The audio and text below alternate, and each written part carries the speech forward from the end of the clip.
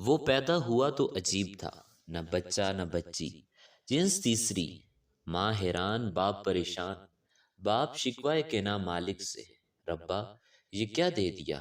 ماں سجدہ ریز الحمدللہ، تو نے جیسا دیا جو بھی دیا تیرا شکر ہے، اٹھا کے سینے سے لگایا۔ ماں کا دودھ بچے یا بچیاں ہی نہیں پیتی بلکہ تیسری جنس بھی پیتی ہے۔ جوں جوں بڑھتا گیا رولا بڑھتا گیا، باپ کہتا بھلی لوگ یہ مجھے دے دو، میں اسے چھوڑ آتا ہوں اس کی برادری کے پاس۔ ماں گلے سے لگا لیتی، میں اس کی ماں تم اس کے باپ ہو، تو اس کی برادری کون سی ہوئی بھلا؟ زور ڈالتا تو وہ منتوں پر اتر آتی، کیا میرے سرتاج اتنا دیا ہوا ہے خدا نے، کھانے دو اسے بھی۔ اونچ نیچ سمجھانے لگ جاتا، مگر صاحب کون جیتا آج تک ممتا سے؟ رولا معاشرہ بناتا ہے، باپ باہر جاتا، اشارے ہونے لگتے، وہ دیکھو وہ اس کے گھر میں خسرا پیدا ہوا ہے، اوئے وہ دیکھو خسرے کا باپ آ رہا ہے۔ سرگوشیاں مگر ایسی کہ جس کے بارے میں کی جا رہی ہے اگر وہ سن لے، برادری والے شور کرتے، بھائی بیزتی ہو رہی ہے ہماری، اسے کیوں نہیں چھوڑتے کسی گرو کے پاس؟ لوگ کہتے ہیں ہمیں وہ دیکھو، ان کے چچا زاد کے گھر میں خسرا، ان کے ماموں زاد کے گھر میں خسرا پیدا ہوا ہے۔ وہ پکا ارادہ کر لیتا مگر بیوی نہ مانتی، سو ناکام رہتا۔ 5 سال گزر گئے، اللہ نے مزید اولاد دی، ایک بچہ ایک بچی۔ باپ کی آنکھوں سے وہ تارے خسرے کو قریب بھٹکنے نہ دیتا۔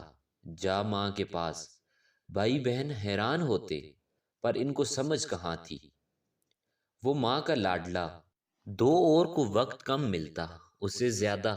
باپ شکوہ کرتا تو کہتی باپ کا پیار بھی تو دینا ہے اسے، تبھی تجھے زیادہ لگتا ہے۔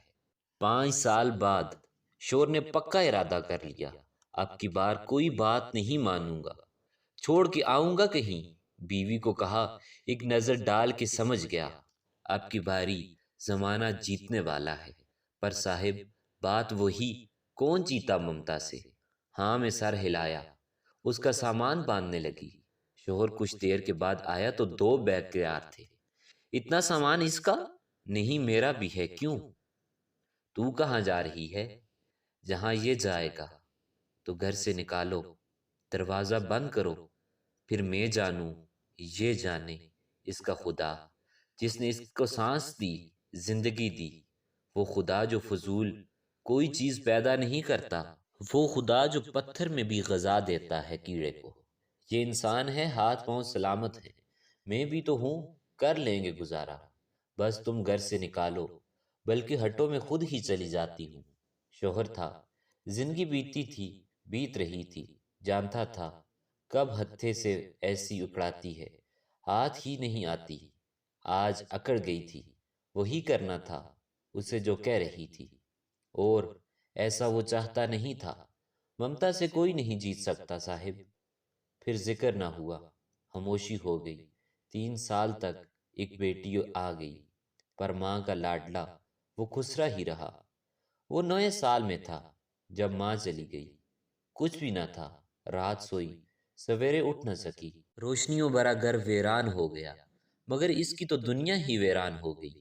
ابھی قبر کی مٹی خشک ہی نہ ہوئی کہ باپ نے گھر سے نکال دیا، جا کہیں چلا جا، اب تیرا اس گھر میں کچھ نہیں۔ خاموشی سے نکلا، ماں کی قبر پر گیا، دل بھر کر رویا، بہت رویا۔ من ہلکا ہوا تو شہر کی جانب روانہ ہو گیا۔ قدم قدم پہ ستم کرنے والی دنیا، گم ہو گیا۔ باپ نے شکر ادا کیا کہ جان چھوٹی، مگر ابھی گہرا گھاؤ باقی۔ گھر سے نکالے جانے کے بعد وہ درخت سے گرے پتے جیسا تھا، ہوا جدھر چاہے اڑا کے لے جائے۔ ایسا ہی ہوا، ایک جگہ سے دوسری جگہ، یہاں وہاں، کبھی کسی ورکشاپ میں چھوٹے کی نوکری ملی تو کہیں ہوٹل کا ویٹر بنا۔ بے پناہ حسن، حد و حال میں نسوانی پن اس کے لیے عذاب ٹھہرا۔ انسان نما بھیڑیے اس پر چمٹے وہ بھاگتا پڑتا۔ اسی بھاگ دوڑ میں شہر کے مشہور و معروف شخصیت حاجی ہوٹلاں والے کے ہوٹل پر جا پہنچا۔ حاجی ہوٹلوں کا مالک تھا۔ شہر میں کوئی ہوٹل، مارکیٹیں، پلازے، ٹرانسپورٹ بھی تھا۔ دلیر اور اصولی آدمی، صاف شفاف کھرا پن اصول تھا اس میں۔ بابا، ہوٹل بنا ہوا ہے، آپ کے لیے کرسیاں لگی ہوئی ہیں، دریاں چرپائیاں بچھی ہوئی ہیں، یہاں بیٹھو کھاؤ پیو، جب تک جی چاہے یہاں رہو، کوئی اٹھانے والا نہیں مگر دنگا روڈ پر نشہ ہوٹل سے باہر، یہاں ایسا کچھ کرو گے تو پچھتاؤ گے، یہاں اس کے قدم جم گئے، شناخت ظاہر ہو گئی، درندوں نے پیش قدمی کی مگر یہاں حاجی تھا، کہتا لاڈلے تو جیسا بھی ہے جو بھی ہے، جب تک حاجی کے پاس ہے کوئی مائی کا لال تجھے کچھ نہیں کہہ سکتا۔ ہوا بھی ویسا، دو چار نے پیش قدمی کی، حاجی آڑے آیا، خوب بے عزت کیا، دوسرے خود دوڑ گئے۔ حاجی کے پاس گزرے وقت کو وہ بہترین وقت قرار دیتا ہے۔ حاجی اس کا استاد تھا، زمانے کے سرد گرم سمجھنے والا تھا۔ خسروں کے گرو ایسے لوگوں کی تلاش میں رہتے ہیں جو ان جیسے ہوتے ہیں، ان کی برادری کے، جہاں ملے پھر ساتھ لے جانے کی بھرپور کوشش کیا کرتے ہیں۔ اسے بھی کی، گرو لینے آئے پر حاجی نے بھگا دیا۔ گرو جی، میرے جیتے جی تو ایسا سوچنا بھی مت، بعد میں جو چاہے کر لینا۔ وہ بیچارہ 2 سال تک وہ برتن دھوتا رہا، چائے پلاتا رہا، کھانا کھلاتا رہا۔ 2 سال بعد ہوٹل کے ساتھ پان سگریٹ کا کھوکھا پہلے مالک نے بیچا تو حاجی نے خرید کے اسے وہاں بٹھا دیا۔ لے لاڈلے، تیری دکان کما اور کھا۔ 17 سال تک وہ اسی کھوکھے میں رہا، گرو آتے رہے، وہ نہ کرتا رہا، کیسے چھڑاتا اپنے محسن کو، مگر ایک دن محسن خود چلا گیا، دشمن دار تھا، اسی کی نظر ہو گیا۔ وہ دوسری بار جی بھر کے رویا، یتیم سا محسوس کیا خود کو، سائے سے یکدم گہرائی، ہچکچاتی دھوپ میں آ پڑا۔ حاجی کیا مرا، اس پر تو نشتروں کی بوچھاڑ ہو گئی، کون روکتا۔ گروؤں نے پھر ہلہ بولا، کہا لاڈلے ادھر کیا رکھا ہے، قسمیں تو ہیرا ہے، ہیرا، ساتھ چل، تجھے تیری قیمت بتائیں۔ وہ نہ جاتا مگر نشتر، دن رات چپتے نشتر، کوئی ٹھکانہ کرنا تھا۔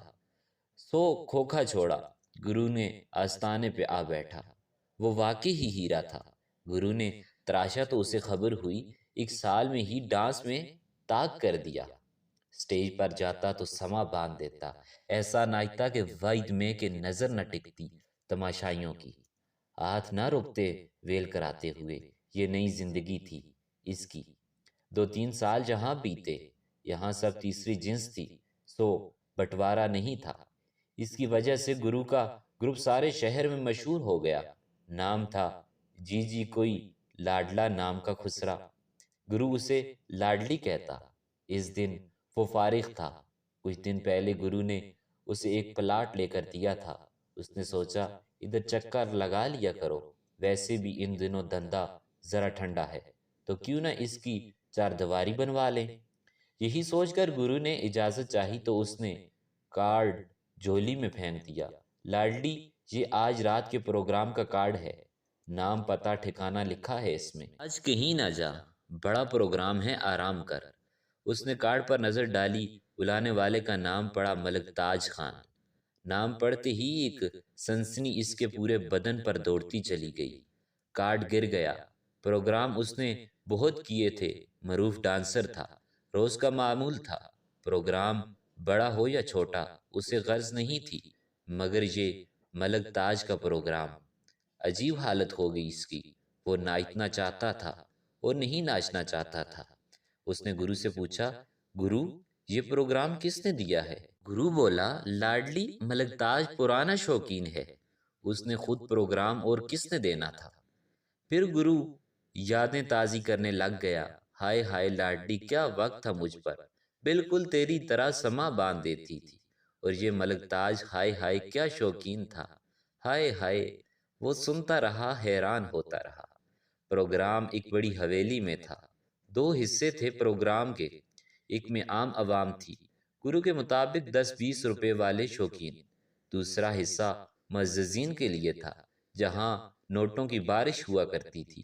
گرو کو حکم ملا کہ خاص پیس بچا کے رکھنا۔ گرو نے اسے اس کے ساتھ ایک اور ڈانسر کو روک لیا، مگر لاڈلے نے انکار کر دیا۔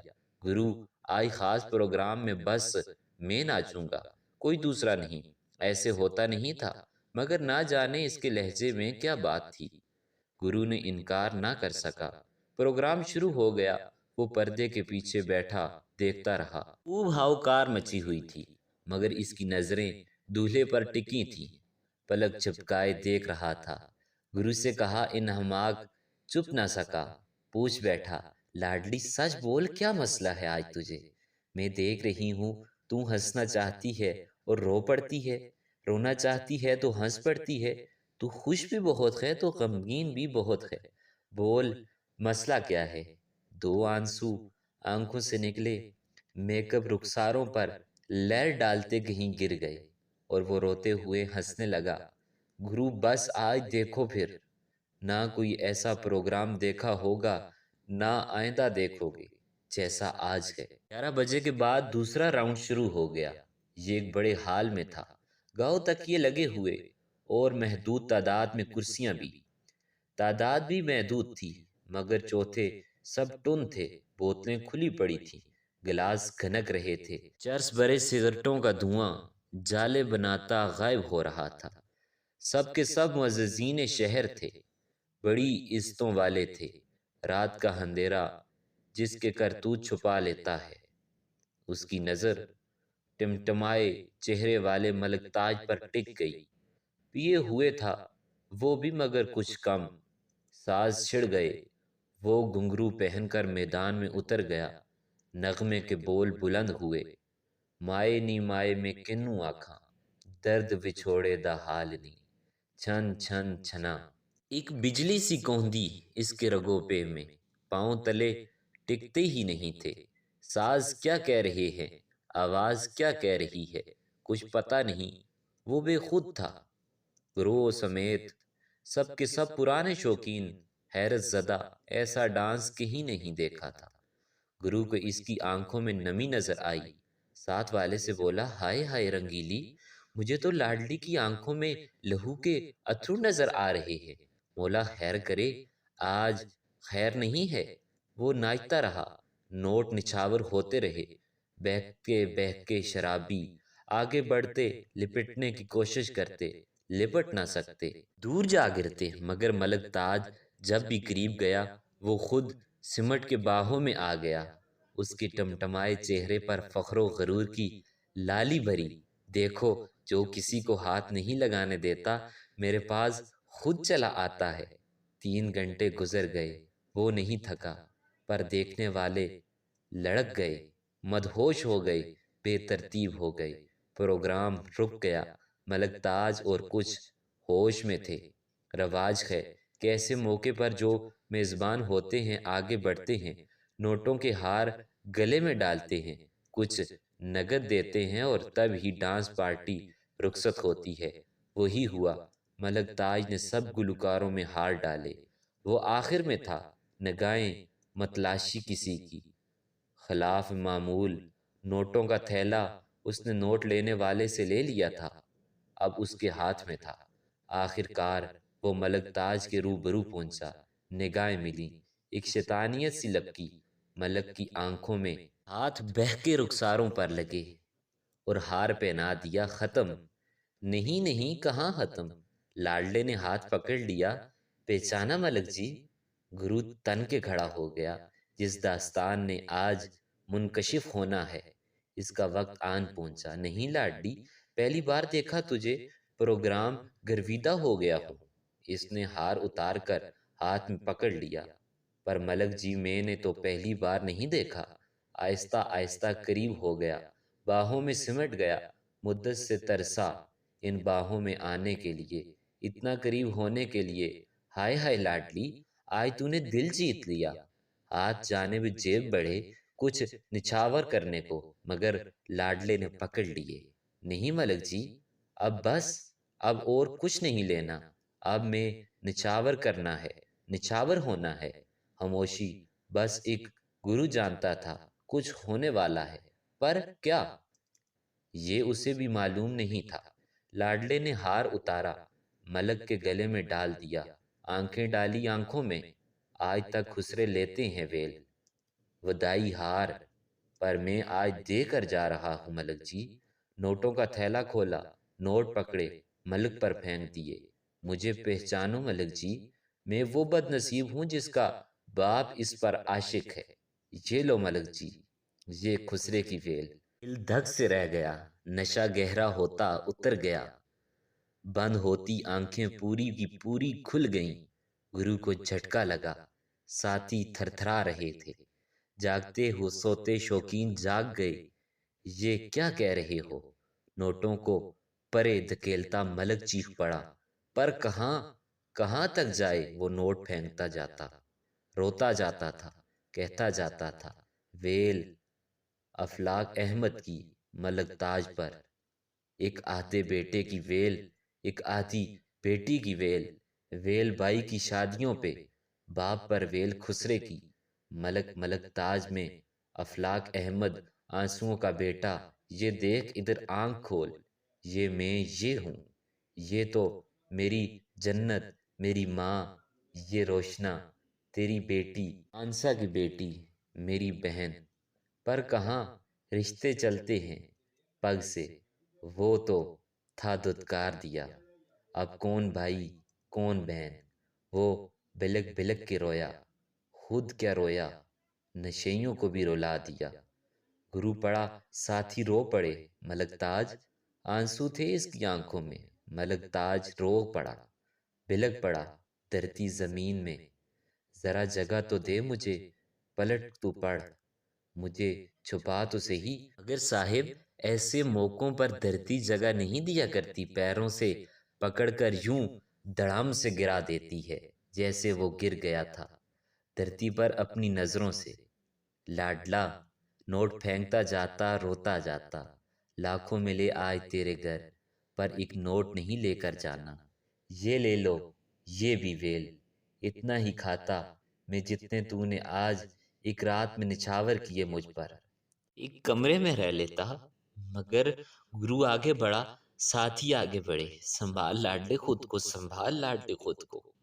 وہ بلکتا نوٹ پھینکتا رہا، تڑپتا رہا، گرو میرا گرو ہے، تو لٹا دے جو آج ملا، چل لٹا مجھے لے چل یہاں سے۔ گرو اس کا گرو تھا، میں آپ وہ کوئی نہیں پہنچ سکتا اس در تک جو افلاک احمد عرف لاڈلے عرف لاڈلی کو تھا۔ گرو پہنچ سکتا تھا، سو پہنچا، لٹا دیا نوٹوں کا تھیلا ملک تاج پر جو اب نوٹوں میں چھپا سسک رہا تھا، اللہ جانے کس بات پر۔ میرے دوستو، یہ تیسری مخلوق ہمارے معاشرے کی وہ مسکین مخلوق ہے جسے ہم دھتکارتے ہیں۔ ان میں ان کی تو کوئی غلطی بھی نہیں ہے۔ یا اللہ ہم سب کو اس مخلوق پر رحم کرنے کی توفیق دے۔ یا اللہ ان کے لیے درد ہمارے سینوں میں ڈال دے۔ کیا پتا کل ہمارے گھر میں بھی ہمارے بہن بھائی، ہمارے بیٹے، ہماری اولاد میں اگر کوئی ایسے پیدا ہو گئے تو ہم کیا کریں گے؟ جو ہمارے معاشرے میں ہیں ان کے ساتھ